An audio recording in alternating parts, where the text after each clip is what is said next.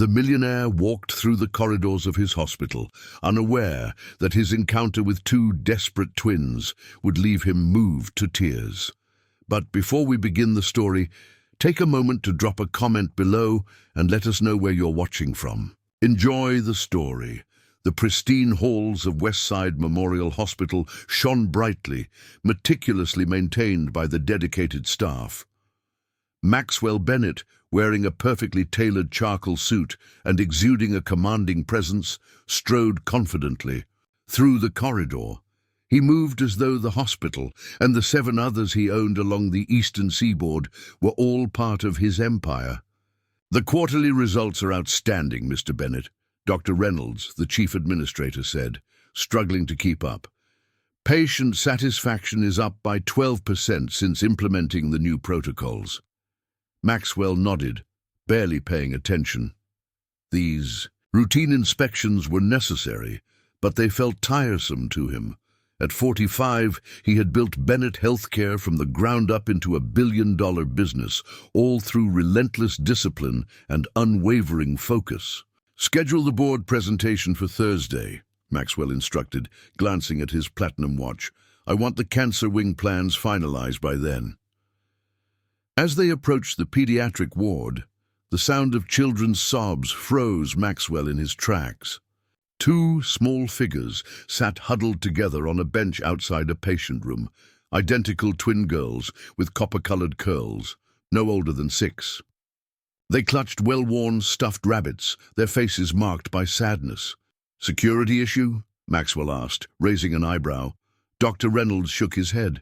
"They're the family of a terminal patient in room 307. The mother's condition deteriorated rapidly this morning.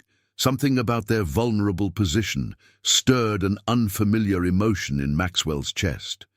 One of the girls glanced up, her tear-streaked face halting him in place. Her eyes, distinctive hazel with flecks of gold, gave him a strange, disorienting sense of recognition. "Continue the tour without me," Maxwell said suddenly, his voice softening. "I'll catch up." He approached the girls slowly, kneeling before them while maintaining a respectful distance. "Hello there, I'm Maxwell. Are you waiting to see someone?" The twins exchanged identical wary glances before one of them spoke in a soft voice. "Mummy's really sick. The nurse said we have to wait here." "I understand," Maxwell said gently. "What's your mother's name?" "Gabriella Adams," the more talkative twin replied. "I'm Lily and this is Lucy." The name hit Maxwell like a physical blow.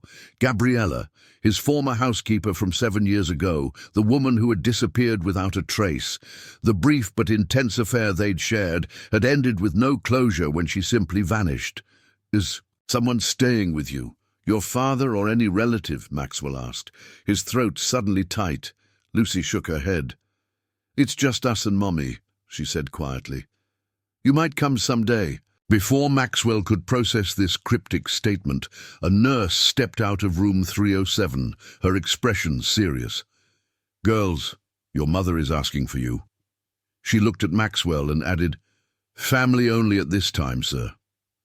The twins stood up and entered the room, but as they did, Lily turned back to Maxwell. "You can come too. Mommy would want to see you." Maxwell's heart raced as he followed them. He stepped into the dimly lit room, where the woman he had once loved lay dying, unaware that this encounter would change his life forever. The hospital room was eerily quiet, save for the soft beeping of monitors and the labored breathing of the woman in the bed. Maxwell froze in the doorway, struggling to reconcile the vibrant Gabriella he remembered, full of life and laughter, with the frail figure before him. Her once lustrous black hair lay limp against the pillow, her olive skin now ashen. Yet when her eyes opened, they still carried that intense fire he remembered. "Maxwell," she whispered softly, her voice weak but unmistakable. "You came." The twins carefully climbed onto the edge of the bed, one on each side, like protective sentinels watching over their dying mother, Gabriella. Maxwell, managing to approach. The bedside whispered, "I didn't know. Why didn't you tell me you were here?" A faint, ghostly smile crossed her cracked lips. "I didn't call the hospital. Fate brought you here today." Maxwell's mind raced through thoughts he didn't want to confront. The twins' eyes, identical to his mother's, distinctive hazel, with the same flecks of gold he saw in his own. Reflection every morning drove him to a halt. He couldn't quite bring himself to form the question. Gabriella's gaze shifted between her daughters with unmistakable love. "Lily, Lucy, please give me a moment with Mr. Bennet," she requested. The girls slid off the bed with surprising grace, each planting a soft kiss on their mother's cheek before retreating to a small table in the corner, where they began coloring with the focused concentration only children can muster. "They're yours," Gabriella confirmed once the twins were out of earshot. Her directness remained unchanged, despite her condition. "I found out after I left." The question that had been burning in Maxwell's mind held a multitude of answers. "Why didn't you tell me? Why did you leave? Why keep this secret? You were engaged to Victoria," Gabriella continued, her voice weak but clear. "Your company was growing. I was just your housekeeper." She paused, drawing a rattling breath. "I couldn't be the scandal that destroyed everything you'd built." Maxwell gripped the bedrail, anger and grief battling within him. "That wasn't your decision to make." "Perhaps not," she conceded softly. "But it's too late for regrets now." Her hand trembled as she reached for him. Maxwell hesitated before taking it, shocked at how little it weighed in his palm. "The cancer. They found it too late," she explained. "Stage 4. It's metastasized everywhere. I've been fighting for months, but now—" Her eyes drifted toward the twins. "They have no one else. No family." Gabriella's words hit Maxwell with the force of a tidal wave.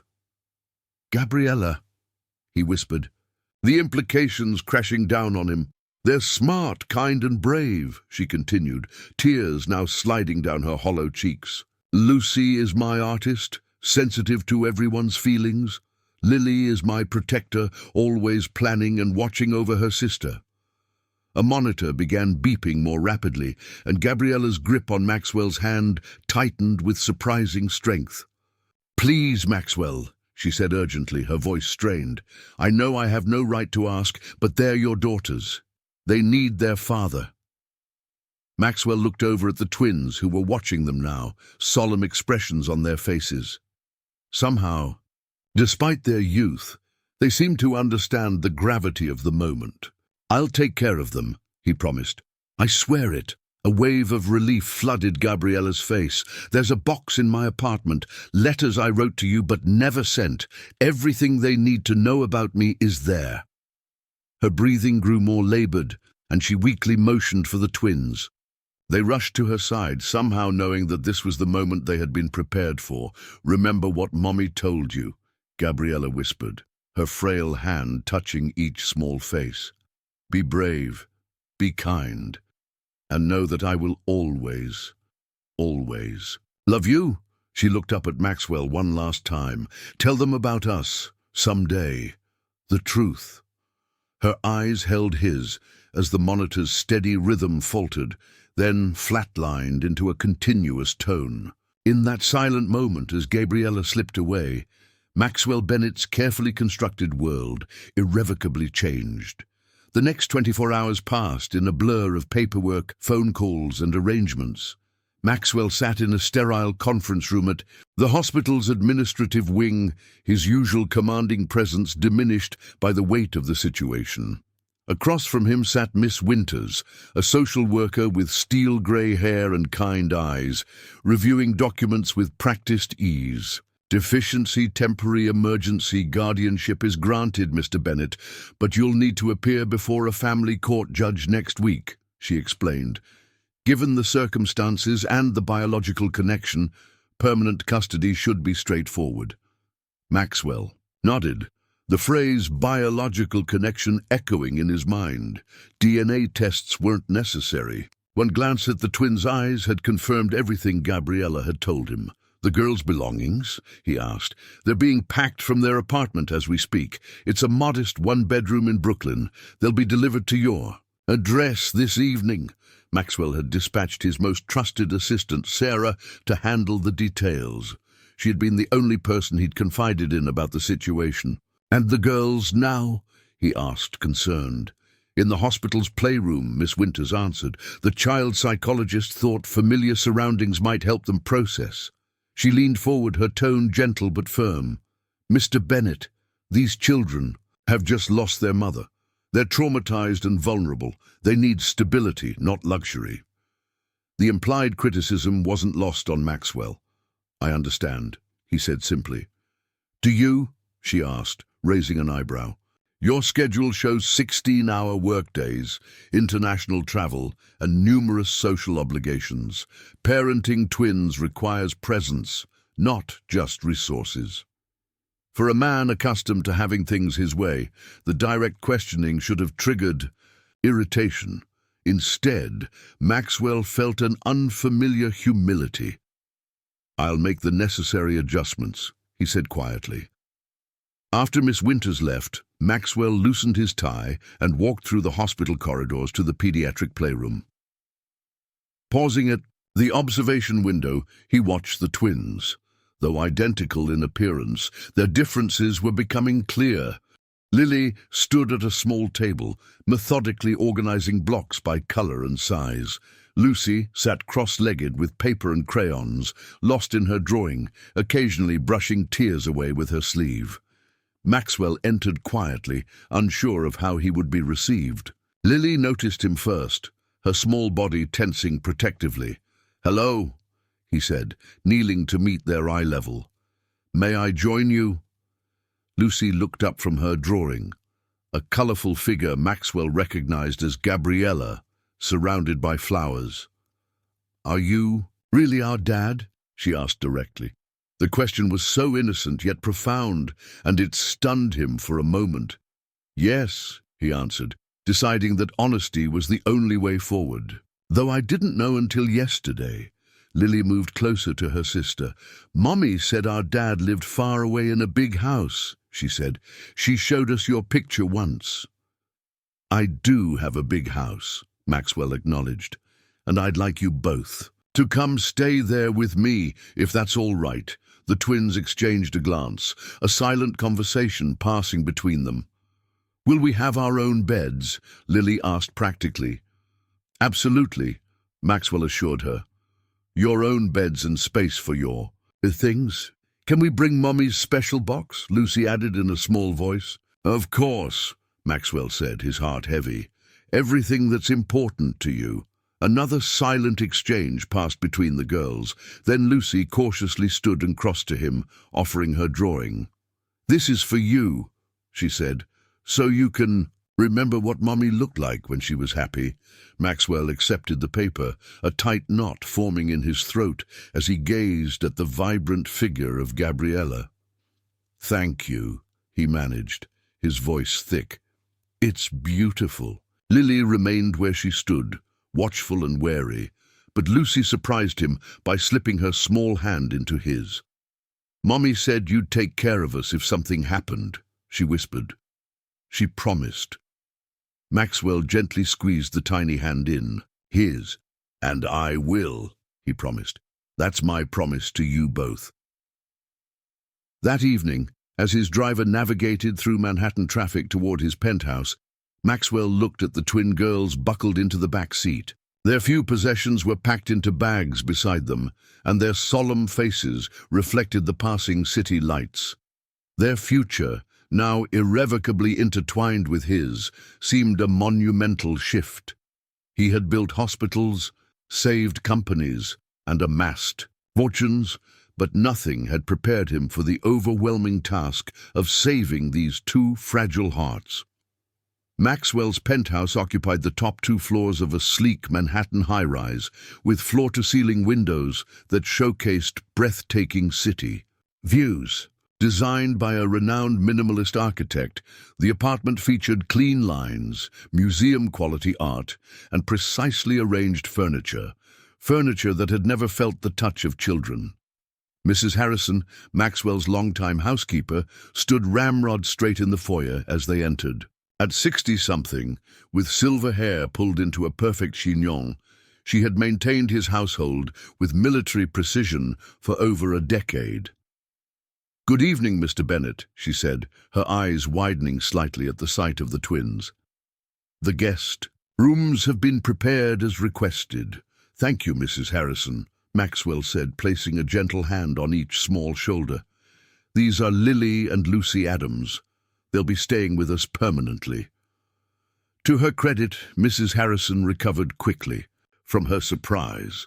"Welcome, young ladies.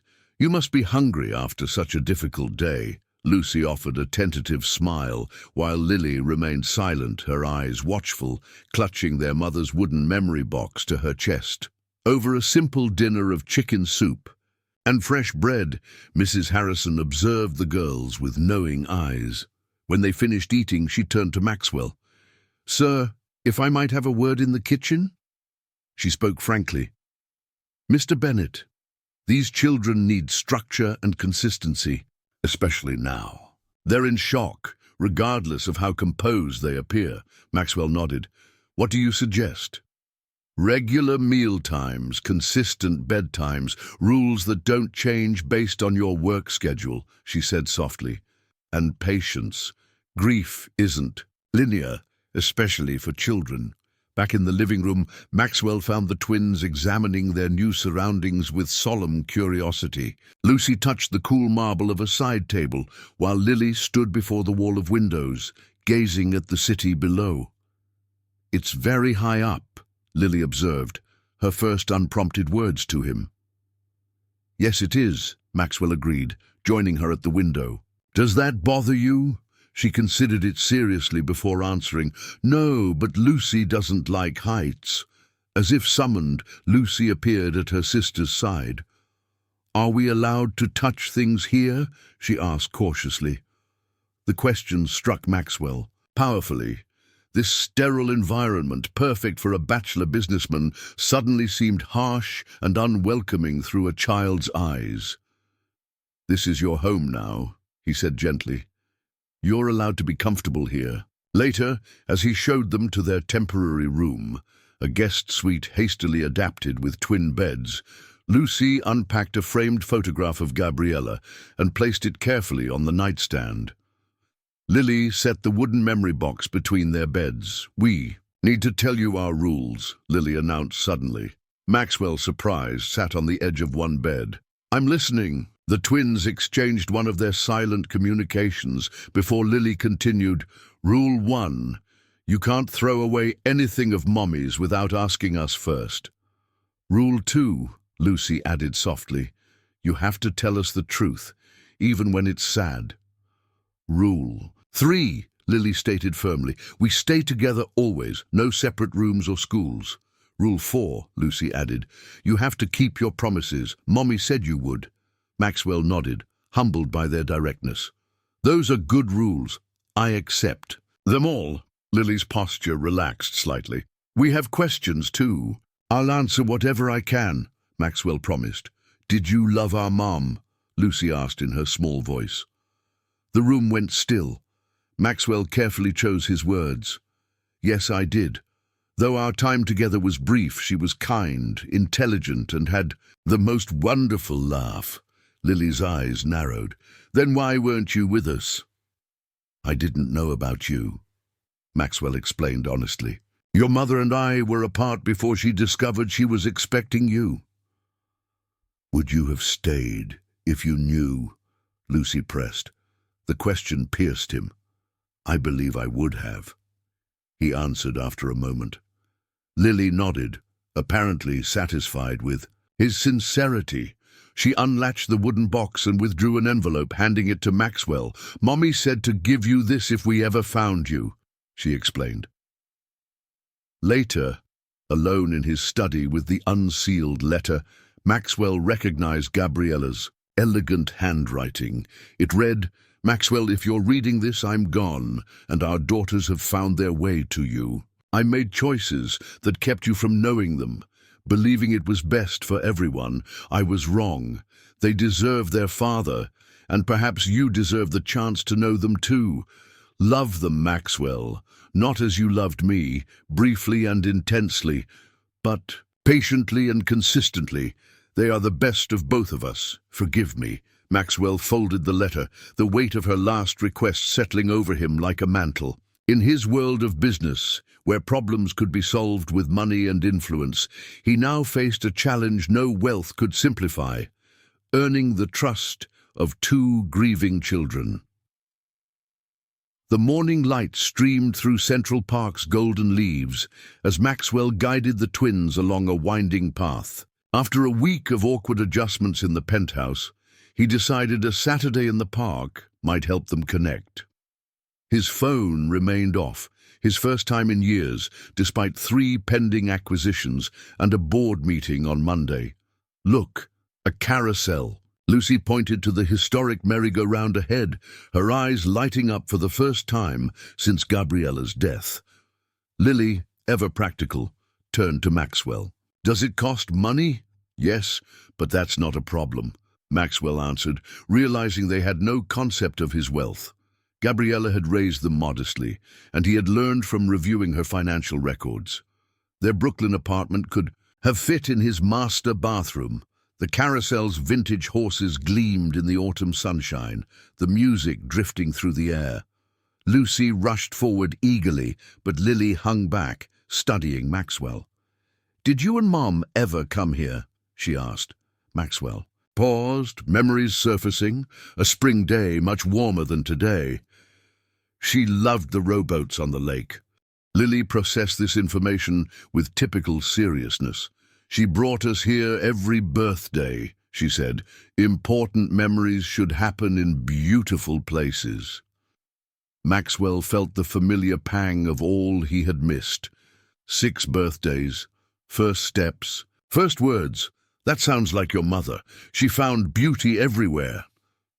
A hint of a smile touched Lily's face before she hurried to join her sister, watching them select their carousel horses. Lucy chose a flamboyant white stallion, while Lily picked a sensible brown mare. Maxwell noticed their similar features but increasingly distinct personalities.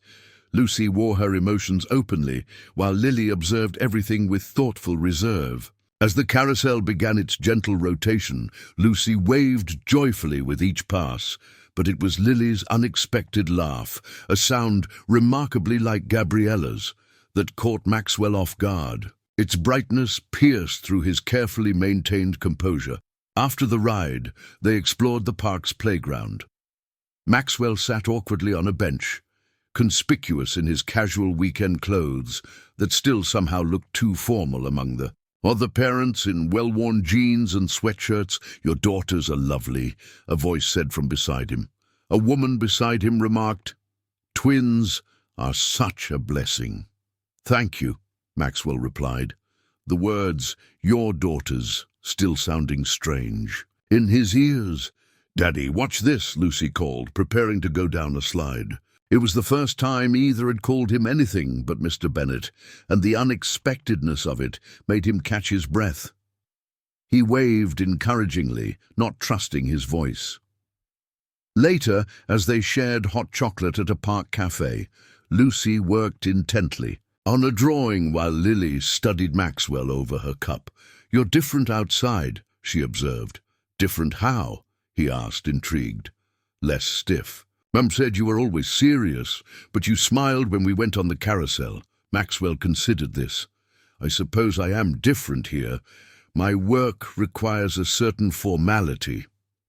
"What exactly do you do?" Lily asked. "Mum just said you were important." "I build and manage hospitals," he explained simply. "Places where people can get the best medical care." Lucy looked up from her drawing. "Like where Mommy was?" "Yes, like that one," Maxwell confirmed, "but you couldn't make her better." Lucy said this not accusatory but confused. The innocent observation struck deeper than any board member's criticism ever had. "No," Maxwell admitted quietly. "Some illnesses are too strong even for the best doctors and hospitals." A somber silence fell, until Lucy pushed her completed drawing across the table. It showed the 4 of them, Lucy, Lily, Maxwell, and a luminous figure, clearly meant to be Gabriella, all holding hands near the carousel.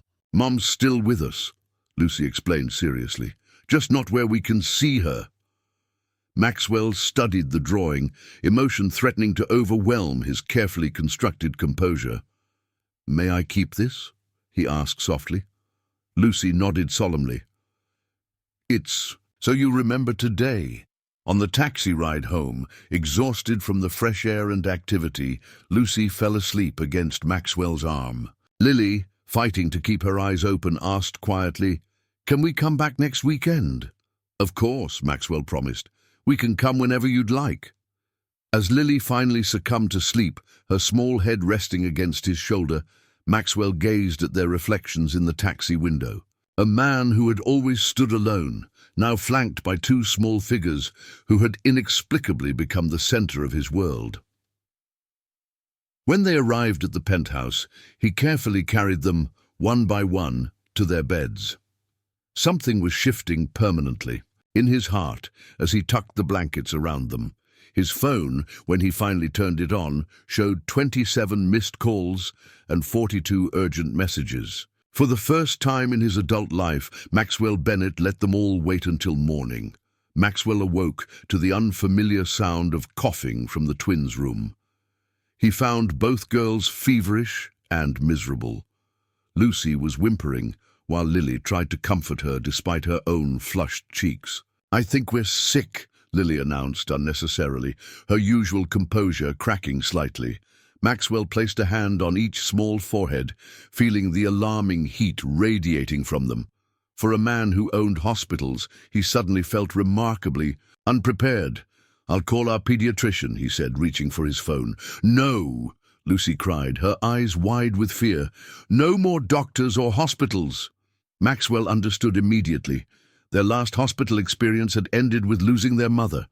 "All right," he agreed gently. "No hospitals, but we need medicine to help you feel better." Mrs. Harrison arrived and took immediate control, sending Maxwell's assistant to gather pediatric fever reducers, hydration drinks, and children's cough syrup. "They need quiet rest and fluids," she instructed. "The doctor says it's likely just a seasonal virus."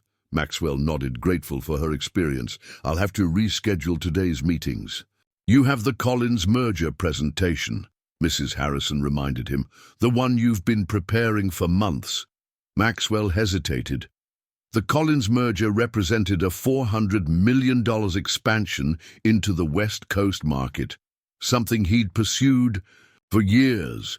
His phone buzzed with a text from Richard, his business partner. "Singapore investors getting nervous about your absence. Need you at today's presentation. Millions at stake." As if sensing his conflict, Lily's small voice cut through.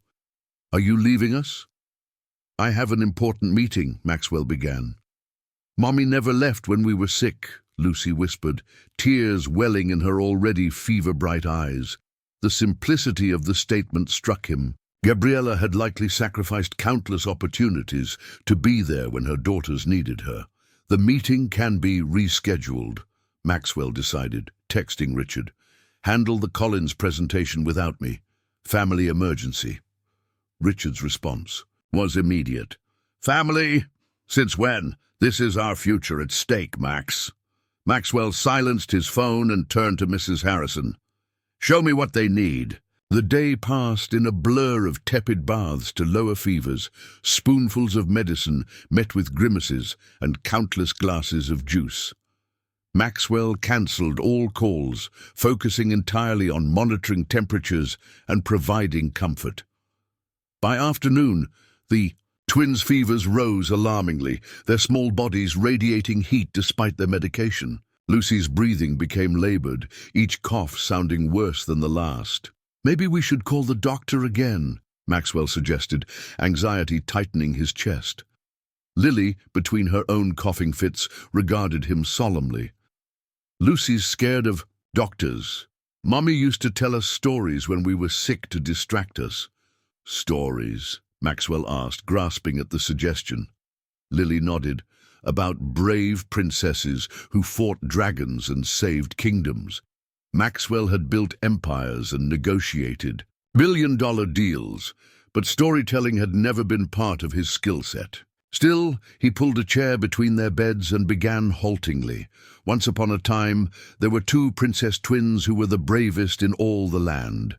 The story was awkward at first, but gained momentum as Maxwell wove in details about the twins themselves, how one princess was artistic and kind, the other clever and protective. The girls listened with fever-laced eyes, but rapt attention, as he described adventures inspired by their day at Central Park.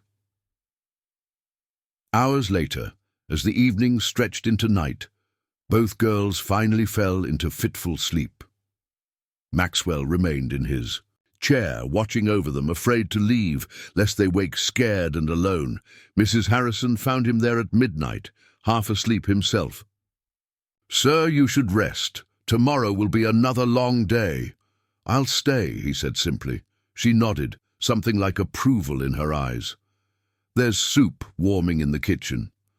When they woke near dawn, Maxwell felt a small hand gripping his. He opened his eyes to find Lily watching him intently. "You stayed all night," she whispered, sounding surprised. "Of course," Maxwell replied. "Mom said you were a very busy man."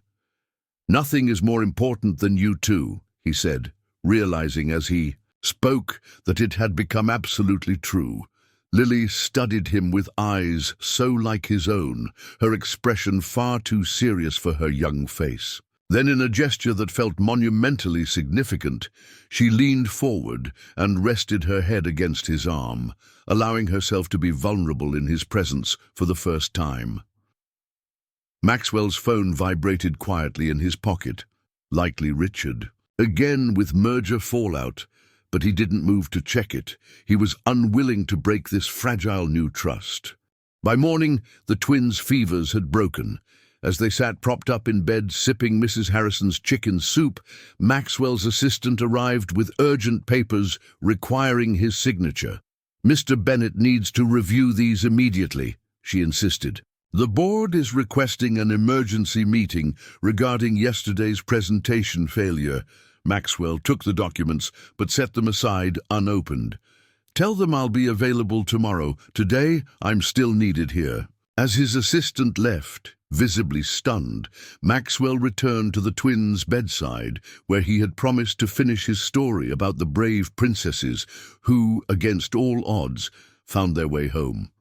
"Mr. Bennett, I've rearranged your schedule as requested," Sarah, Maxwell's executive assistant, said as she placed a revised calendar on his desk.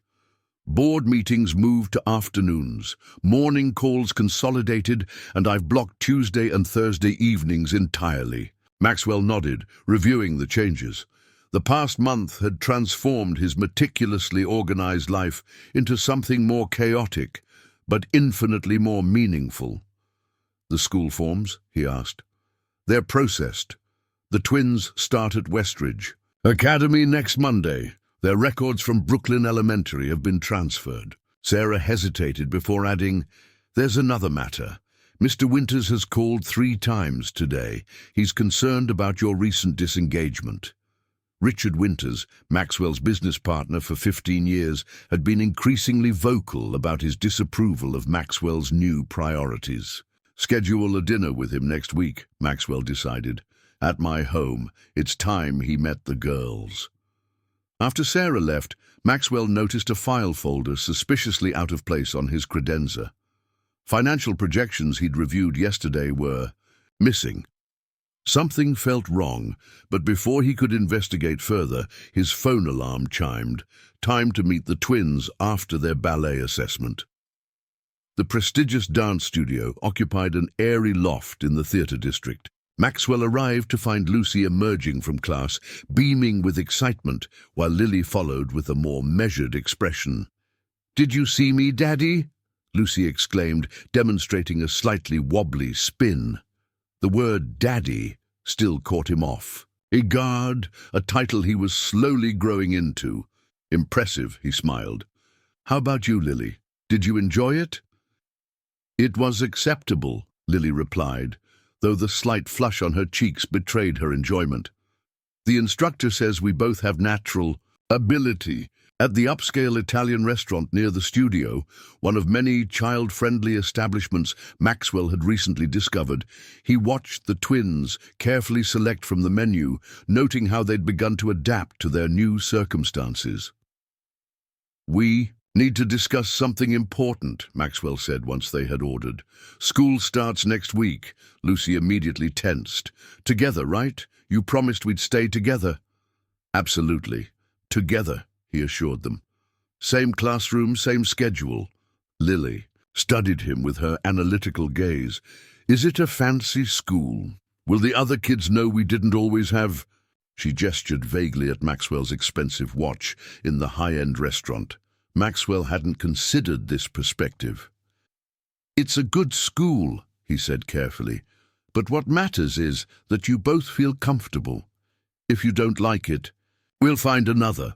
Their conversation was interrupted by Maxwell's phone vibrating persistently. Victoria's name flashed on the screen, his ex-fiancée and current board member, whose calls he'd been avoiding. "Sorry, I need to take this," he apologized, stepping away from the table. "Maxwell, darling." Victoria's voice dripped with false sweetness. "Richard tells me you've become quite the family man." "How charming." "What do you need, Victoria?" Maxwell asked directly. "The Collins merger is salvageable despite your abandonment, but the board is nervous. Your sudden focus on those children—" "My daughters," Maxwell corrected firmly. "Yes? Your surprise offspring?" Victoria continued dismissively. "They're concerned it's affecting your judgment. Richard is making quite a compelling case for temporary leadership changes." The warning was clear. Maxwell glanced back at the twins who were sharing a dessert, heads bent together in their unique synchronicity. "The board meeting is tomorrow. I'll address their concerns then," he said, before ending the call. That evening, after tucking the girls into their beds, now personalized with colorful comforters and stuffed animals, Maxwell began a new ritual. Seated between their beds, he read from a collection of children's stories Gabriella had saved. "Daddy," Lucy asked sleepily when he finished, "are you happy we came to live with you?" The question pierced straight to his heart. "Happier than I've ever been," he answered truthfully. "Even though it makes your work harder?" Lily pressed, ever perceptive. Maxwell considered how to explain the seismic shift in his priorities. "Before you came, all I had was work. It seemed important then. Now I see what truly matters." Long after they'd fallen asleep, Maxwell returned to his study, where he spent hours reviewing company documents and preparing for the board meeting. Something in Victoria's tone had alarmed him. Opening his safe, he verified that key acquisition documents remained secure, then checked his email for any unusual activity. A message from an anonymous account contained only a cryptic warning. "Watch Richard and Victoria carefully. Not all allies are friends." Maxwell stared at the screen, pieces falling into place. The missing financial projections, Richard's sudden alignment with Victoria, the board's concerns about his leadership. The corporate chess game he'd always excelled at was taking a dangerous turn. Yet, as he formulated his counter-strategy, Maxwell realized his opponents had miscalculated significantly. Before the twins, they could have threatened his company and found him intimidating, but potentially vulnerable. Now, with Lily and Lucy depending on him, they faced a Maxwell Bennett who would fight with the ferocity that only comes from protecting what you truly love. The board meeting had gone exactly as Maxwell anticipated. Victoria and Richard had presented their concerns about his diminished focus with practiced concern. Maxwell had countered with precise quarterly figures showing company growth despite his adjusted schedule. The other board members, seeing the numbers, had quickly aligned behind him. The matter seemed settled, but Maxwell knew better. The warning email had been correct. This was only the beginning. He was reviewing security protocols for the company's digital files when Lucy appeared in his home office doorway, clutching a photograph. "Daddy, "I found this in Mommy's memory box," she said, holding out a faded picture. Maxwell recognized it immediately. He and Gabriella at a company holiday party 7 years ago, the only photograph they'd ever taken together. He'd worn a tuxedo. She a simple black dress she'd saved for months to buy. Her radiant smile still had the power to make his chest tighten. "May I see?" he asked gently. Lucy handed him the photograph and climbed into his lap. A level of physical comfort. She developed faster than her more reserved sister. "You look happy," she observed, "and Mommy's so pretty." She was beautiful, Maxwell agreed, inside and out. "Why did you stop loving each other?" Lucy asked, with the direct innocence only children possess. Maxwell chose his words carefully. "We didn't stop loving each other exactly. Life pulled us in different directions." "Because you were rich and important and Mommy wasn't?" Lucy pressed. The question stung with its accuracy. "That was part of it. I made choices based on what I thought mattered then." Lucy studied his face thoughtfully. "Mommy said you would have been a good dad if you knew about us. I hope I'm becoming one now," Maxwell said softly. Lucy nodded seriously. "You're doing okay. Lily thinks so too, even though she doesn't say it." From the doorway came Lily's voice. "Lucy, that was private." Maxwell looked up to see his other daughter watching with a mixture of embarrassment and indignation. "It's all right," he assured Lily. "I'm glad to hear you think I'm doing okay." Lily approached cautiously. "I have questions too, about you and Mom." "Ask me anything," Maxwell offered, though the prospect was daunting. "We have your eyes," Lily stated. "Not a question, but an observation. And the way you tap your fingers when you're thinking, I do that too." Maxwell nodded. "You do. You both have many of my mannerisms, though Lucy has more of your mother's expressions." "When you found out about us at the hospital," Lily continued, her gaze intense, "were you happy or just obligated?" The directness of the question took Maxwell back. "I was shocked," he admitted honestly. "Then sad about the years I'd missed. But happy, yes, overwhelmingly so once the surprise wore off." Lily seemed to consider this carefully. "Richard doesn't like us." The sudden change of subject surprised Maxwell. "You've only met him once. What makes you say that?"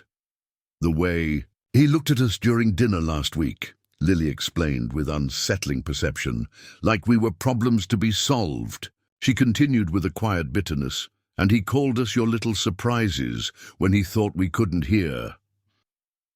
Maxwell's jaw tightened. Richard had indeed been dismissive during their dinner, barely acknowledging the twins.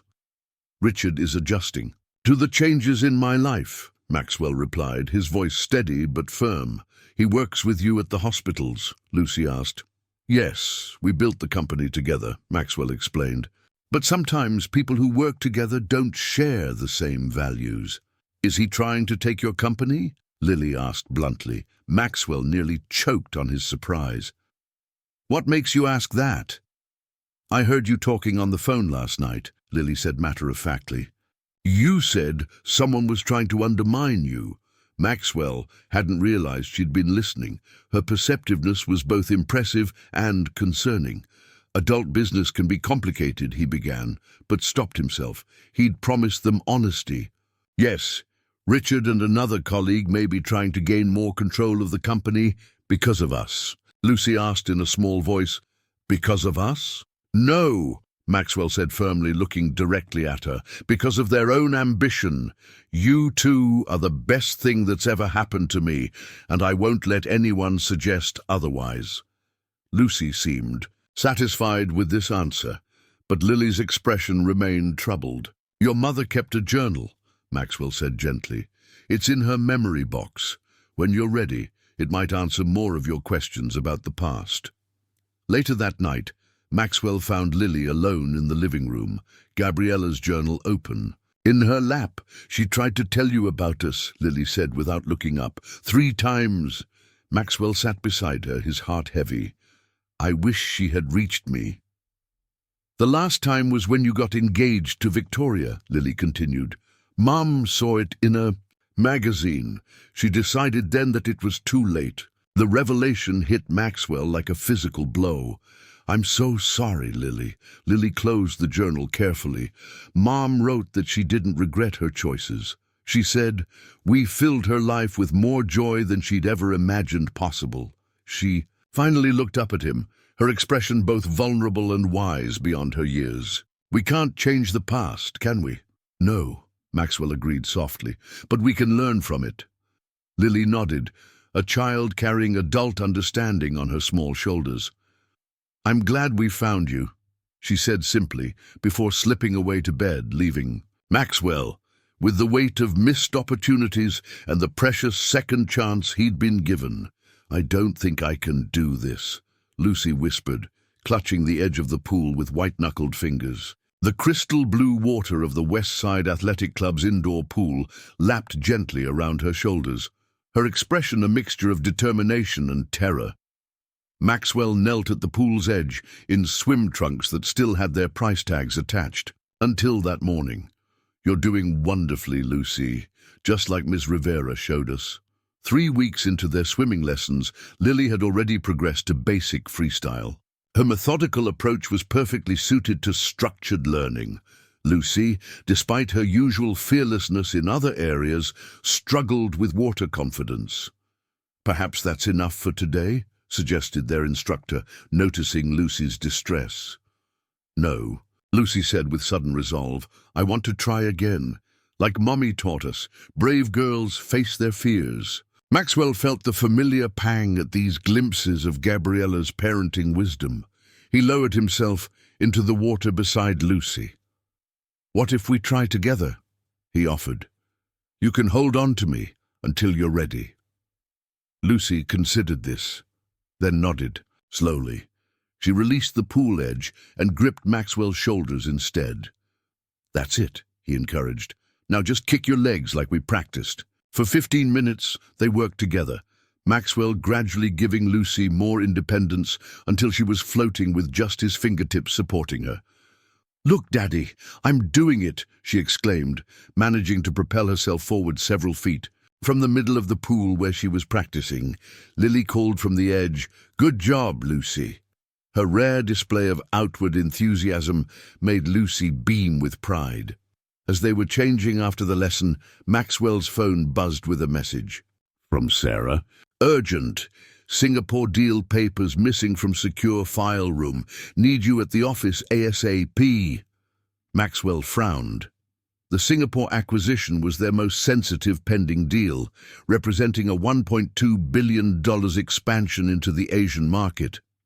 The missing papers could only mean one thing. Richard was making his move. Girls, he began, preparing to explain that their planned ice cream outing would need to be postponed. Before he could continue, Lily emerged from the changing room, her wet hair neatly combed, her expression serious as usual. You promised ice cream if we both improve today, she reminded him. Lucy finally floated on her own. Maxwell looked from Lily's expectant face to his phone, feeling the pull of two worlds. The deal was crucial, but this moment with his daughters couldn't be recaptured. You're absolutely right, he said, putting his phone away. I did promise, and promises are kept in this family. Lucy bounced out of the changing room, her earlier fear forgotten. Can I get sprinkles and fudge this time? At the ice cream parlor across from the athletic club, Maxwell watched his daughters select their treats with the same serious consideration they gave all decisions. Lily methodically sampled 3 flavors before selecting classic chocolate, while Lucy created a colorful concoction topped with every available garnish. As they ate, Maxwell discreetly sent instructions to Sarah to secure the remaining documents and implement their contingency protocol, a security measure he'd created after the first signs of Richard's betrayal. Daddy, you're doing the finger-tapping thing again, Lily observed. Is it work problems? Just a small fire to put out, Maxwell assured her, amazed at her perception. Is it Richard? She pressed, lowering her voice. Maxwell hesitated, then nodded slightly. Nothing for you to worry about. We could help, Lucy offered earnestly. I'm good at finding lost things. The innocent offer touched Maxwell deeply. Thank you, but this is something I need to handle alone. You're not alone anymore, Lily stated matter-of-factly. That's what family means. The simple wisdom in her words struck Maxwell powerfully. For decades, he'd faced every challenge solo, trusting no one completely, not even Richard or Victoria during their closest collaborations. You're right, he acknowledged. We are a family, and I promise I won't shut you out of important things. But some adult problems need adult solutions. Lucy nodded sagely, ice cream smeared across her chin, like when Mommy wouldn't let us help pay the bills, even though we offered our allowance. The comparison brought both a smile and an ache. Gabriella had shouldered her burdens alone, protecting the girls from adult worries, just as he was trying to do now. Can we come back for swimming next Saturday? Lucy asked, changing subjects with a child's natural flexibility. Absolutely, Maxwell agreed, realizing he'd never confirmed a regular weekend activity before the twins. His weekends had always been for catching up on work or attending business functions. We should invite Mrs. Harrison next time, Lily suggested thoughtfully. She said she used to teach swimming before she became a housekeeper. Maxwell raised his eyebrows, surprised. I didn't know that. There's a lot you don't know about her, Lily replied. She has 3 grandchildren in Connecticut and collects snow globes. You've been talking with Mrs. Harrison? Maxwell asked. Lily shrugged. She tells good stories while she's making lunch about her life and stuff. Maxwell realized how much he'd missed about the woman who had managed his household for years. Before the twins, he'd barely registered Mrs. Harrison as more than a competent employee. Through his daughter's eyes, he was learning to see the humanity in people he'd overlooked. As they left the ice cream shop, Lucy slipped her small hand into his. Next Saturday, can you teach us instead of Ms. Rivera? You're a better teacher because you're patient, Lucy added. Patient? Maxwell repeated, surprised by the description. Patience had never been a quality anyone attributed to him before. Yeah, Lucy confirmed. You don't get mad when we make mistakes. Lily took his other hand, completing the connection. You're learning too, she observed with her usual insight. Just like us. Maxwell stood in the private showroom of Harrington's jewelers, examining the custom designs spread before him on black velvet. The twins' 7th birthday was approaching, their first since coming into his life, and he wanted it to be perfect. These are exquisite, Mr. Bennett, the jeweler remarked. Truly one-of-a-kind pieces. Maxwell nodded, studying the twin lockets with a critical eye. Though identical in size and shape, each contained subtle differences that reflected their owners' distinct personalities. Lily's featured clean geometric engravings, while Lucy's bore delicate floral patterns. The engraving inside, Maxwell asked. The jeweler opened each locket carefully.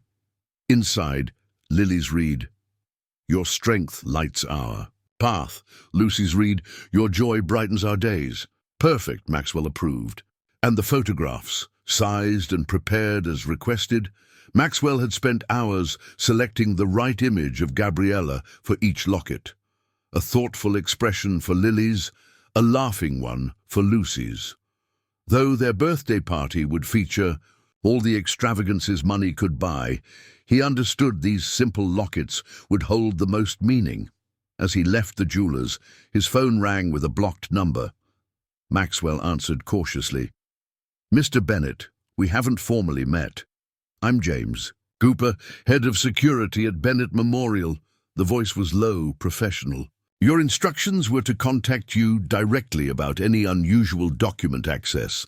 Maxwell tensed. Go on. Miss Lockhart accessed confidential acquisition papers at 2 a.m. last night.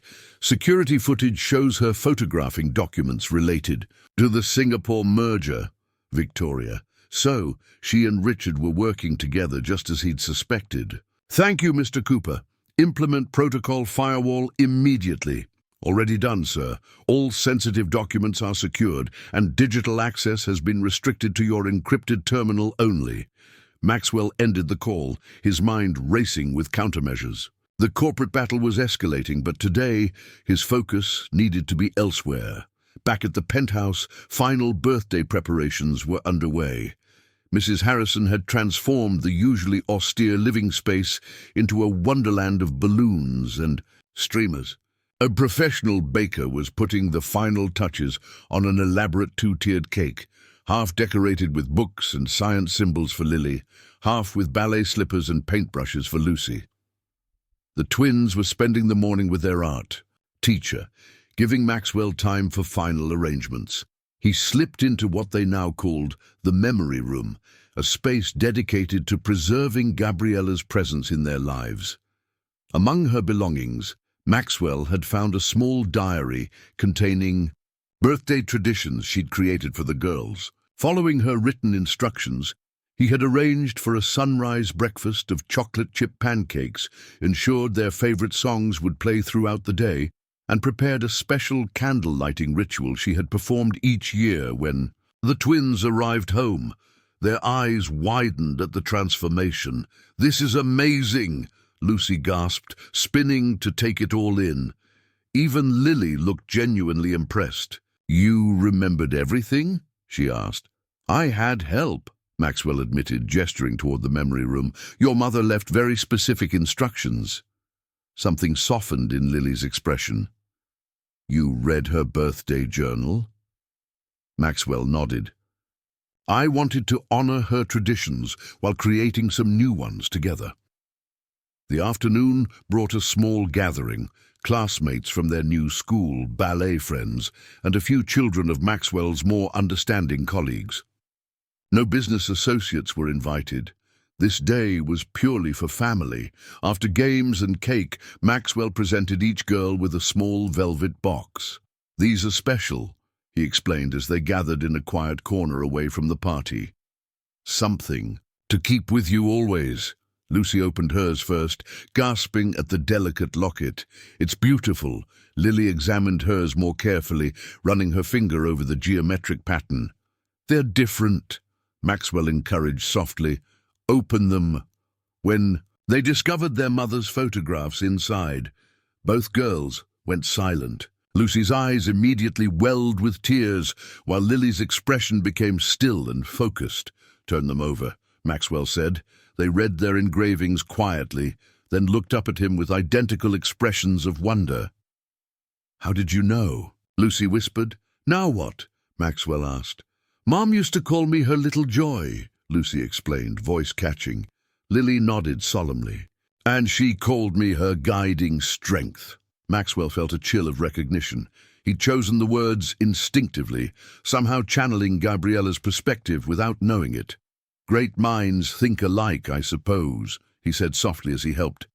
Each girl fastened their locket. Maxwell noticed a change in Lily's demeanor. The cautious reserve she typically maintained had momentarily dropped. "Thank you," she said, her voice unexpectedly vulnerable, "for remembering her too."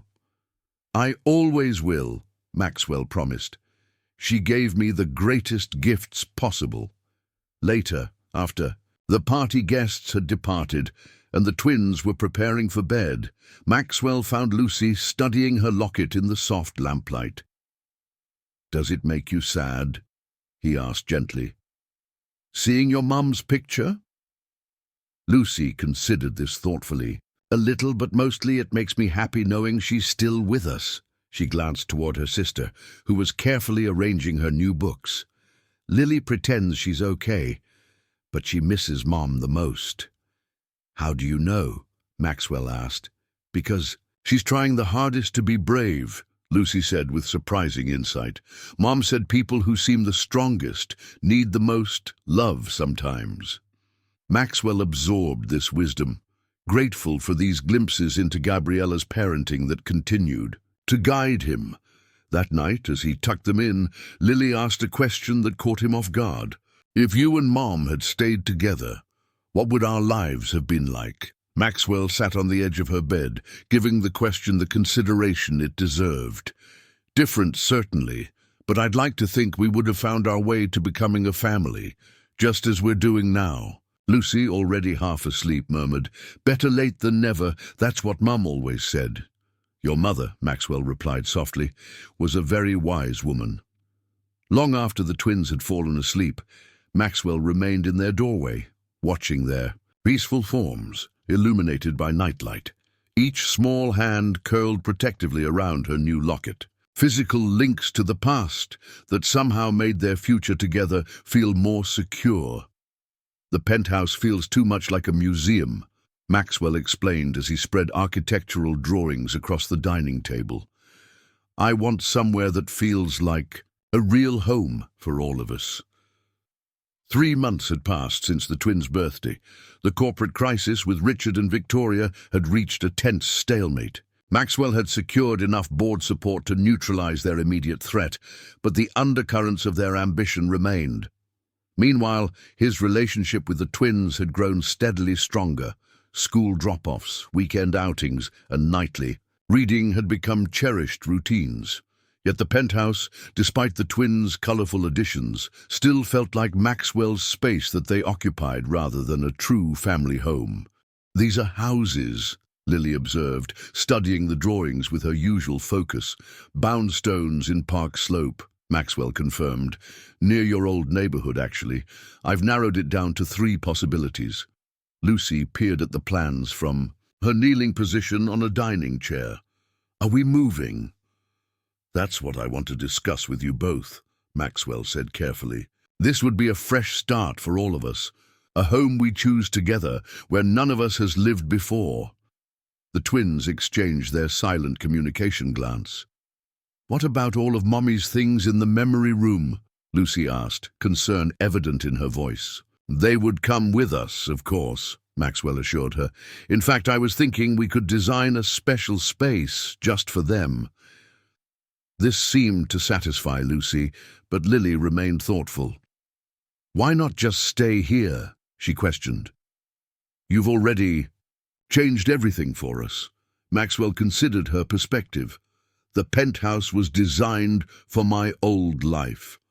All glass and sharp corners.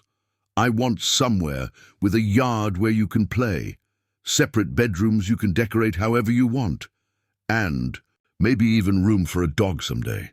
Lucy's eyes widened at the mention of a dog, but Lily remained skeptical. "May I show you something?" Maxwell asked, bringing out his tablet. He pulled up photos of each property, including one particular brownstone with a walled garden. "This one reminded me of something your mother wrote in her journal," Maxwell explained. "She always wanted a house with a garden where you could plant flowers together." Lily's expression softened slightly. She did love gardens. "I thought maybe we could plant some of her favorite flowers," Maxwell suggested. "Create a corner just for her," Lucy supplied immediately. "Roses," Lily added quietly. "The pink ones with the good smell and lavender." Maxwell nodded, memorizing these details. "We could make it beautiful together." "What about your work?" Lily asked practically. "Isn't the penthouse closer to your office?" "I have a slightly longer commute," Maxwell acknowledged, but he'd been thinking about that too. "I might step back from day-to-day operations." Both girls looked surprised by this. "You mean work less?" Lucy asked, as if the concept was difficult to imagine. Maxwell smiled. "Focus on the big decisions while letting others handle the daily. Details. It would mean more time with you two." "Because of us?" Lily's question held a hint of concern, as if the weight of responsibility was too heavy for her small shoulders. "Because of me," Maxwell clarified, "because I've discovered what truly matters, and it isn't sitting in meetings all day." He unrolled another set of plans showing the interior layout of his preferred brownstone. "See these 3 bedrooms. Upstairs, I thought each of you could design your own exactly as you want it." Lucy immediately pointed to the room with the bay window. "I want that one. I could put my easel there and see the garden." Lily studied the floor plan more methodically. The back bedroom would be quieter for reading, she mused, showing genuine interest for the first time. Maxwell held his breath, sensing a breakthrough moment. "There's another bedroom on the main floor that could be the memory room," he added. Gently, more accessible than tucked away upstairs. The twins exchanged another look, something significant passing between them. "We would need to see it first," Lily finally declared, her tone suggesting she was negotiating terms before deciding. "Of course," Maxwell agreed. "We can visit this weekend. No pressure, just to look. And if we don't like it," Lily pressed, "then we keep looking until we find the right place for all of us." Maxwell promised, "This is a family decision." Lucy, who had been studying the garden plan intently, looked up with unexpected tears in her eyes. "Mommy would like this," she said softly. "She always wanted a forever home for us." The simple statement hung in the air, powerful in its childlike certainty. Later, after the twins had gone to bed, Maxwell found Lily sitting alone in the memory room, holding one of Gabriella's scarves. "Are you okay?" he asked, sitting beside her. "Did you know we moved 5 times when I was little?" she asked. "Mum kept trying to find good places we could afford." Maxwell felt the familiar ache of what he'd missed, what Gabriella had endured alone. "I didn't know that," he said quietly. "She never complained," Lily continued. "But she used to say someday we'd have a real home with enough space and a garden." She looked up at him with serious eyes. "I think she'd like your idea." "Thank you for telling me that," Maxwell said softly. "Your approval means everything to me, Lily." She carefully refolded the scarf. "I didn't say I approved yet," she corrected, but the hint of a smile softened her words. "But I might after we see it." As Maxwell kissed her goodnight, he realized how much his happiness now depended on the approval of this solemn 7-year-old who carried her mother's strength and wisdom. "Whatever you decide," he promised, "we face it together." "Close your eyes," Maxwell instructed as he led the twins up the brownstone's front steps, each holding one of his hands. After 2 months of renovations, their new home was finally ready. The April morning was crisp and bright, cherry blossoms dotting the tree-lined street. Mrs. Harrison waited at the top of the steps, her usually stern expression softened by a rare smile. "Ready?" Maxwell asked. 2, 3, open!" Lucy gasped audibly, while Lily's eyes widened in silent appreciation. The previously dated interior had been transformed into an elegant but welcoming space that somehow balanced Maxwell's refined taste. With the warmth and practicality the twins needed. "It's beautiful," Lucy breathed, taking in the entryway with its restored original woodwork and family photographs already arranged on the walls. "Come see everything," Maxwell encouraged, barely containing his own excitement. He'd thrown himself into this project with uncharacteristic abandon, overseeing every detail personally rather than delegating as he typically would. The main floor flowed through a formal living room with decidedly child-friendly furniture, a dining room with a table large enough for entertaining, and a modern kitchen where Mrs. Harrison was already arranging freshly baked cookies. "Those are for after lunch," she warned as Lucy eyed them hopefully. What had previously been a small study off the living room now housed the memory room. Maxwell led the twins there first, recognizing its importance in their transition. "Oh," Lucy whispered as they entered the sunlit space. Here, Gabriella's presence was honored without feeling like a shrine. Her photographs adorned the walls, including several Maxwell had discovered in storage that the twins had never seen. Gabriella, as a college student receiving awards for her teaching, looking impossibly young and vibrant. Her cherished books filled custom shelves, and her favorite reading chair had been carefully restored. Maxwell had commissioned a display cabinet for small treasures, her collection of vintage perfume bottles, the seashells she'd gathered on. Rare beach trips with the twins and the journals she'd kept. We found these in your old apartment storage, Maxwell explained, indicating a small trunk. Letters your mother wrote to her parents when she was in college. I thought you might want to read them someday. Lily ran her fingers along the spines of her mother's books. You kept everything, she said quietly. Everything that mattered, Maxwell confirmed. Lucy had discovered something unexpected in the corner, a small upright piano. Was this Mommy's? No, Maxwell admitted, but I found a note in her journal that she always wanted you both to have music lessons if it was possible. I thought we could start if you're interested. The tour continued upstairs, where the true transformation was evident. The master bedroom suite was elegant but understated, and a previously cramped office had been converted into a cozy family room with comfortable seating and bookshelves. Now for your rooms, Maxwell announced, leading them down the hallway. Lucy's room was first, a space filled with light from the bay window she'd admired in the plans. The walls were painted a soft lavender, and a window seat offered the perfect perch for daydreaming. An easel stood ready by the window, and a ballet bar had been installed along one wall. Most impressively, a mural of dancing figures graced the ceiling, a design based on a drawing Lucy had made. "It's perfect," she exclaimed, twirling in place. "Exactly what I imagined."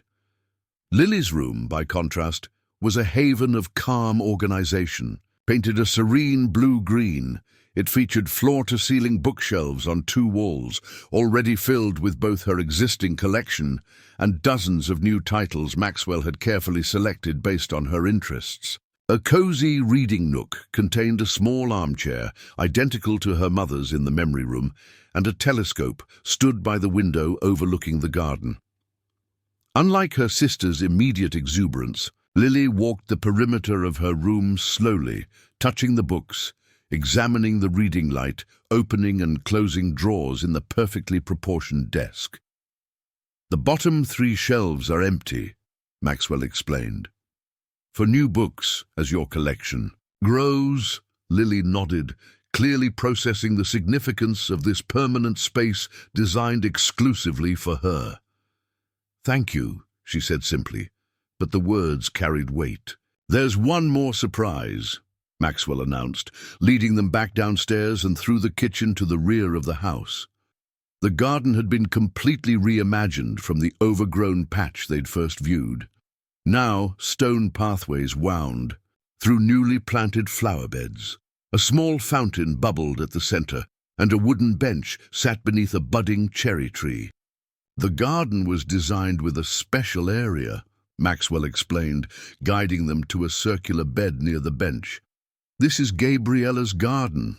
I've planted her favorites, roses, lavender, and lily of the valley that Mrs. Harrison told me she loved." A small bronze plaque marked the space, in loving memory of Gabriella Adams, whose beauty continues to bloom in her daughters. Lucy immediately knelt to touch the fresh plantings, while Lily stood very still, her composure finally breaking. As a tear slid down her cheek, "It's okay to miss her," Maxwell said gently, kneeling to meet her eye level. "We can be happy in our new home and still miss her very much." Lily nodded, allowing him to wipe away her tear. "She would have loved this place." "I think so too," Maxwell agreed. As the twins explored the garden further, Maxwell's phone vibrated in his pocket. The screen showed a text from James Cooper, his security chief. "Urgent. Financial records accessed from unknown terminal. Appears Richard has backup documents we didn't secure. Call immediately." Maxwell silenced the phone without responding, watching Lucy chase a butterfly while Lily examined the fountain mechanism with scientific curiosity. The business crisis would wait an hour. This moment would not. Mrs. Harrison appeared at his side with a tray of lemonade. "The movers are waiting with the final delivery. Should I have them bring it in?" Maxwell nodded, and soon the delivery men were carefully maneuvering a large object covered in protective blankets through the front door. They positioned it in the living room before removing the coverings to reveal a grand piano. Not the upright in the memory room, but a magnificent instrument that gleamed in the sunlight from the bay windows. "This is too much, sir," Mrs. Harrison murmured, though her expression showed approval. "Perhaps," Maxwell acknowledged, "but I wanted one thing that represented our future together, something none of us has experienced before." The twins returned from the garden to find Maxwell seated at the piano, tentatively playing a simple melody. "You can play?" Lucy asked, incredulous. "Barely," Maxwell admitted. "I took lessons as a child, but gave it up for more practical pursuits. I thought perhaps we could all learn together." "All of us?" Lily clarified. "All of us," Maxwell confirmed. "I've scheduled a teacher to come twice weekly. We'll be beginners together." The concept of their powerful, competent father being a beginner at anything seemed to fascinate the twins. They climbed onto the bench beside him, and he showed them the simple notes he remembered. Lucy experimentally pressed keys, and Lily observed the hammer mechanism with interest. Maxwell's phone vibrated again insistently. This time, multiple messages appeared. "Emergency board meeting called by Richard for tomorrow. Victoria claiming financial irregularities require your removal. Need response strategy immediately." The corporate ambush he'd anticipated was finally happening. Tomorrow would require all his strategic brilliance to save the company he'd built. But today belonged to this moment in this new home with these two remarkable children who had transformed his life completely. "Daddy." Lucy's voice pulled him back. "Are you okay? You look worried." Maxwell smiled, pushing the business crisis firmly from his mind. "I'm perfectly fine. In fact, I don't think I've ever been better." And in that moment, despite the looming battle ahead, it was absolutely true. Maxwell sat in his home office reviewing quarterly reports when he heard the front door open, and the twins' animated voices filling the entryway. They'd spent the afternoon at a classmate's birthday party while he caught up on work, an arrangement that would have been unthinkable 6 months ago, but now felt comfortably routine. "Daddy!" Lucy called, her footsteps racing toward his office. "We brought you cake!" She appeared in the doorway, her party dress slightly rumpled, holding a napkin-wrapped slice of birthday cake with obvious pride. Lily followed more sedately, her observant eyes taking in the paper spread across his desk. "Thank you," Maxwell smiled, clearing a space for Lucy's offering. "How was the party?" "Really fun," Lucy enthused. They had a magician who pulled a rabbit from a hat, and Emma's mom made a cake shaped like a carousel. It was adequate entertainment for 7-year-olds, Lily assessed more critically, though the chocolate smudge on her cheek suggested she'd enjoyed herself more than she admitted. Maxwell had learned to translate Lily speak. Adequate was actually high praise from his more reserved daughter. "Emma asked why we don't have the same last name as you," Lucy mentioned casually, perching on the edge of his desk. Maxwell froze, his hand halfway to the cake. He'd known this moment would eventually come, but hadn't expected it today. "What did you tell her?" he asked carefully. Lily adjusted her glasses, a gesture Maxwell recognized as her preparation for addressing something important. "We said our mom gave us her last name when we were born," Lily replied. "Emma asked if that was because you weren't married, and I said yes." "I see," Maxwell nodded, buying time to gather his thoughts. They'd never directly discussed why the twins had Gabriella's surname rather than his. "That was a good answer," Maxwell said. "But it made me think," Lily continued, her analytical mind clearly having spent the afternoon processing this question. "Our birth certificates don't have your name on them at all. I've seen them in Mum's important papers box." Maxwell took a deep breath. He'd always intended to have this conversation when the time was right. Apparently, that time had arrived. "Girls," he said softly, "why don't we move to the living room? This feels like a comfortable couch conversation." Once settled in the living room, the twins watching him expectantly, Maxwell chose his words with care. You're right, Lily.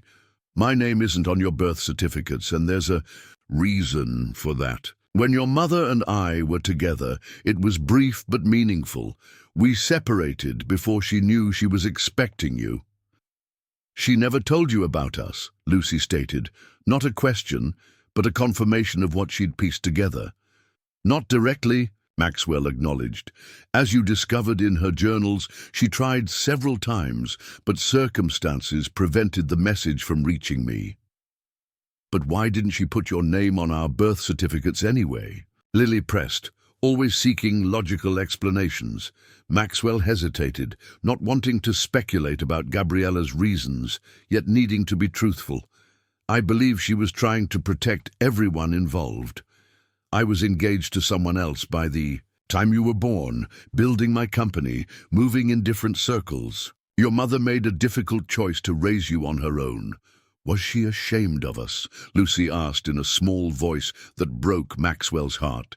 Absolutely not, he said firmly. Never think that. Your mother was the most proud, devoted parent imaginable. She made choices she believed were best for everyone, including me, though I wish she had made different ones. Lily's eyes narrowed slightly. Did you want to find out about us, really? The question cut to the heart of his greatest regret. If I had known about you, I would have moved heaven and earth to be part of your lives, Maxwell said with absolute conviction. Not having those early years with you is my greatest sadness. The twins exchanged one of their silent communication glances. We found something else, Lucy said finally, reaching into her small backpack. She withdrew a folded document that Maxwell immediately recognized as a birth certificate. It was hidden in a false bottom in Mom's jewelry box. Lily explained, different from the ones in the important papers. Maxwell took the document with trembling hands. It was indeed a birth certificate, the original, with his name clearly listed as the father for both Lily and Lucy. She did name you, Lucy said softly, just not on the copies she showed everyone else. Maxwell stared at the document, emotions washing over him in waves.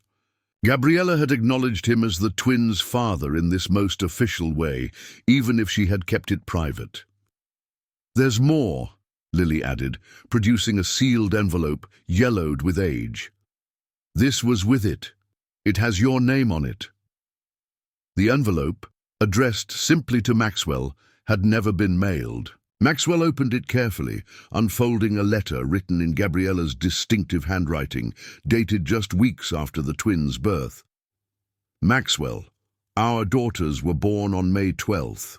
They are perfect, identical, and entirely miraculous. I've named them Lily and Lucy, flowers that bloom even in difficult conditions, which seemed appropriate given our circumstances. I've made the decision not to disrupt your life with this news. Your engagement was announced in the Times last month, and your company is expanding rapidly.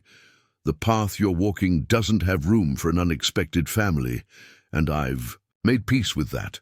But I wanted you to know, somewhere in the universe, that these beautiful girls carry your determination in their eyes, your intelligence in their expressions, your steadfastness in their spirits. They are the best of both of us. I've enclosed the original birth certificate where I've named you as their father. This is the only copy that acknowledges this truth. Perhaps someday, when they're older and circumstances have changed, they will find you. If that day comes, please know that whatever choices I've made were never from a place of anger or resentment, but from my best understanding of what would cause the least pain for all involved. With enduring affection, Gabriella Maxwell looked up from the letter to find the twins watching him intently. She always intended for us to find you, Lily said quietly. Just not until we were older. The universe had other plans, Maxwell replied, his voice thick with emotion. Are you sad? Lucy asked, her empathetic nature immediately tuning to his feelings. No, Maxwell assured her, gathering himself. I'm grateful your mother gave me the most precious gift possible, even if it came later than it might have. We have questions, Lily stated predictably, ever the investigator. About why you and Mom separated, about Victoria, about what happened? Maxwell nodded, recognizing their right to understand their own history. I'll answer everything as honestly as I can. For the next hour, he shared the unvarnished truth of his relationship with Gabriella, how they'd met when she worked briefly as his housekeeper during her graduate studies, their connection that crossed professional and social boundaries, and the difficult choice he'd made to prioritize his career over what had seemed like an impossible relationship. He answered their questions without sugarcoating his own mistakes, his ambition that had blinded him to what truly mattered, his engagement to Victoria that had been more strategic than loving, his single-minded focus on building his empire, at the expense of deeper connections. I was a different person then, he concluded. Meeting you two has changed everything about how I see the world.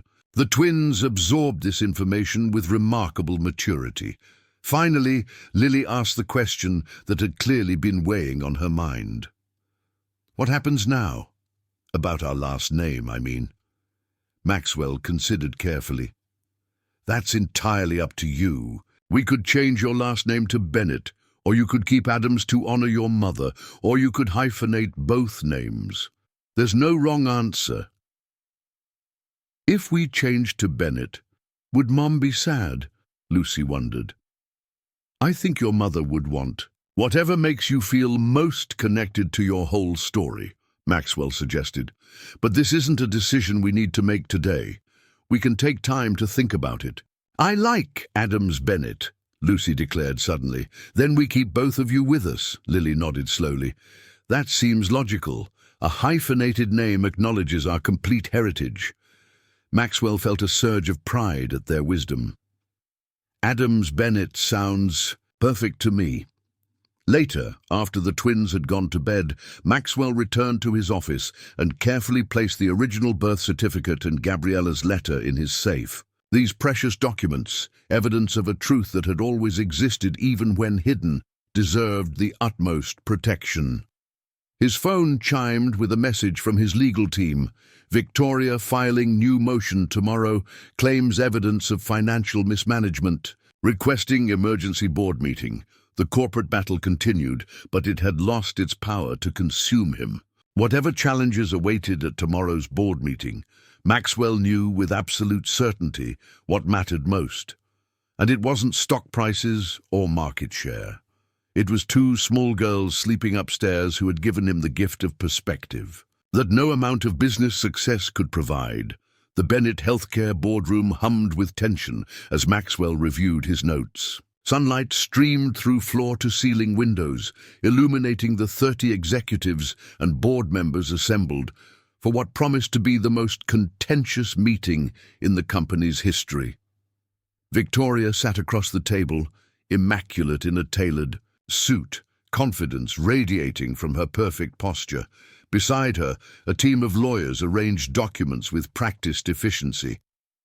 She caught Maxwell's eye and smiled thinly, the smile of someone who believed victory was assured. The evidence is quite damning, Maxwell, she had purred moments earlier in a failed attempt at private reconciliation. Financial irregularities, distracted leadership, erratic decision-making. The board has lost confidence. A graceful resignation would preserve your reputation and substantial shareholding.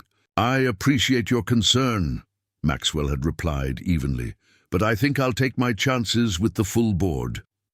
Now, as the chairman called the emergency meeting to order, Maxwell felt a strange calm. A year ago, this corporate ambush would have consumed him with rage and fear. Today, he recognized it for what it was, important but ultimately secondary to what truly mattered. Before we address the allegations, Maxwell requested when called upon, I'd like permission to bring in two individuals central to understanding my recent leadership decisions. The chairman frowned but nodded. Maxwell signaled to his assistant, who opened the boardroom door. Mrs. Harrison entered, accompanied by Lily and Lucy Adams Bennett, dressed in matching blue dresses, with their hair neatly braided. A murmur of confusion spread through the room. Victoria's expression shifted from confident to bewildered. "What is this? A publicity stunt?" she demanded. "Children have no place in a boardroom." "On the contrary," Maxwell replied calmly, guiding the twins to stand beside him. "These are my daughters, Lily and Lucy Adams Bennett, and they are precisely why we're here today." He turned to address the board directly. "And months ago, I discovered I was the father of twin daughters whose mother was critically ill. Upon her passing, I became their sole parent. Every decision I've made since, including delegating daily operations and restructuring my role, has been with their well-being in mind," Victoria scoffed. "This is exactly our point. Your personal situation has compromised your business judgment." "Has it?" Maxwell countered, gesturing to the financial reports before each board member.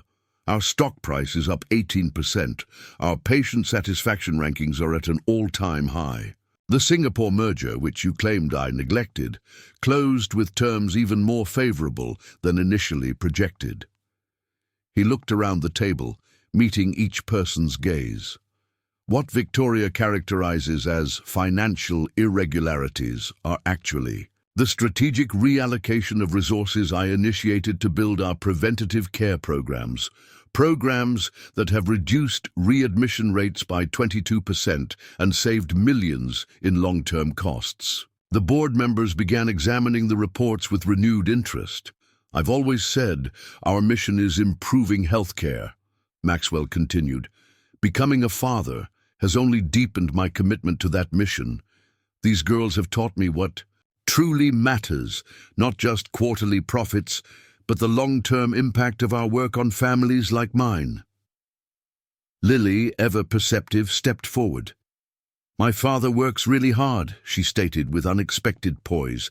"He still reads reports every night after our bedtime, but he also makes time to help with our homework and attend our school events. And he makes the best pancakes," Lucy added earnestly, drawing smiles from several board members. Victoria's eyes narrowed. "This emotional appeal is inappropriate. We're discussing serious allegations of financial mismanagement." "We're discussing leadership," Maxwell corrected, "and leadership requires both vision and values. My daughters haven't distracted me from our mission. They've clarified it." He distributed additional documents prepared by his team. "You'll find detailed responses to each allegation, with supporting evidence that traces the source of these misleading claims directly to communications between Miss Lockhart and parties interested in acquiring our company at depressed prices." Victoria impaled visibly as board members began reviewing the evidence. "I brought my daughters here today, not as a stunt," Maxwell explained, "but because I want this board to understand exactly who I am now. I'm a healthcare executive committed to building hospitals that deliver exceptional care. I'm also a father committed to raising remarkable young women. These identities strengthen rather than diminish each other." The chairman cleared his throat. "Perhaps we should deliberate privately on these matters." "Before you do," Maxwell said, "I want to be perfectly clear. If this board feels my family commitments compromise my leadership, I will respect that decision. But I will not apologize for becoming the father these girls deserve, even if it means stepping away from the company I built." Mrs. Harrison guided the twins from the room, Lucy offering a cheerful wave to the stunned board members as they departed. 3 hours later, Maxwell stood in the garden of their brownstone home, watching Lily carefully measuring water for the rose bushes in Gabriella's garden while Lucy painted at an easel nearby, capturing the flowers in vibrant colors. His phone rang. The chairman's number appeared on the screen. "Maxwell," the chairman began formally, "after reviewing all evidence and deliberating at length, the board has unanimously rejected the allegations against you. Furthermore, Miss Lockhart has been removed from the board, effective immediately, and we've accepted her resignation from all positions within the company." "I see," Maxwell replied calmly, though relief washed through him. "There's more," the chairman continued. "The board has approved your proposal for the Family Wellness Initiative, including the Gabriella Adams Memorial Wing for maternal and pediatric care." This was unexpected, a proposal Maxwell had submitted months ago, inspired by Gabriella's experience as a single mother navigating healthcare systems alone. "Thank you," he said simply. "One final matter," the chairman added. "Your daughter's made quite an impression today. Several board members suggested our annual charity gala might benefit from showcasing the children's hospital wing. Perhaps your family would consider attending as guests of honor?" Maxwell watched as Lucy abandoned her painting to help Lily. With the watering, the two of them giggling as they accidentally sprayed each other. "I'll discuss it with my daughters and let you know. They have busy schedules with school and activities." After ending the call, Maxwell joined the twins in the garden, accepting the watering can Lily solemnly handed him. "Did you win against the mean lady?" Lucy asked directly, having formed a distinctly negative impression of Victoria during their brief boardroom encounter.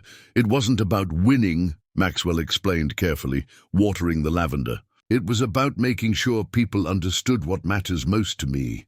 Us," Lily clarified, her perceptive eyes studying his expression. "Always you," Maxwell confirmed. "Everything else is secondary." Later that evening, after piano lessons and dinner, the twins prepared for bed. Maxwell completed their nightly ritual of reading from Gabriella's favorite childhood book, a tradition they'd maintained since moving into the brownstone. As he turned out the light, Lucy asked drowsily, "Are you happy, Daddy? Even though your work is harder now because of us?" The question echoed one she'd asked months earlier, but this time Maxwell had an answer ready. "I'm happier than I ever imagined possible. You two haven't made my work harder. You've made my life infinitely better." This seemed to satisfy Lucy, who drifted quickly to sleep. But Lily, as usual, had one more question. As Maxwell kissed her good night, she asked, "Do you ever wonder what would have happened if you'd known about us from the beginning?" The question, which she'd been holding back for months, finally found its voice. Maxwell sat on the edge of her bed, giving the question the consideration it deserved. "I do wonder," he admitted. "I imagine a different life, where I was there. For your first steps, your first words, where your mother and I raised you together." "Would you have married Mom?" Lily pressed. "I believe I would have," Maxwell answered honestly, "and we would have built a different kind of life together. Perhaps not with the same business success I achieved, but rich in other ways." Lily nodded, processing this alternative history. "But then we wouldn't have had our time with just Mom or all her special traditions." "That's true," Maxwell acknowledged. "Every path has its joys and sorrows. I'm deeply sorry I missed your early years, but I'm grateful beyond words for the time we have now." Lily considered this, then reached for something on her nightstand, the locket he'd given her, which she removed only for sleep and bathing. She opened it carefully, revealing Gabriella's picture. "Mum told us once that life doesn't always give you what you expect, but it usually gives you what you need," she said, wisdom beyond her years in her solemn expression.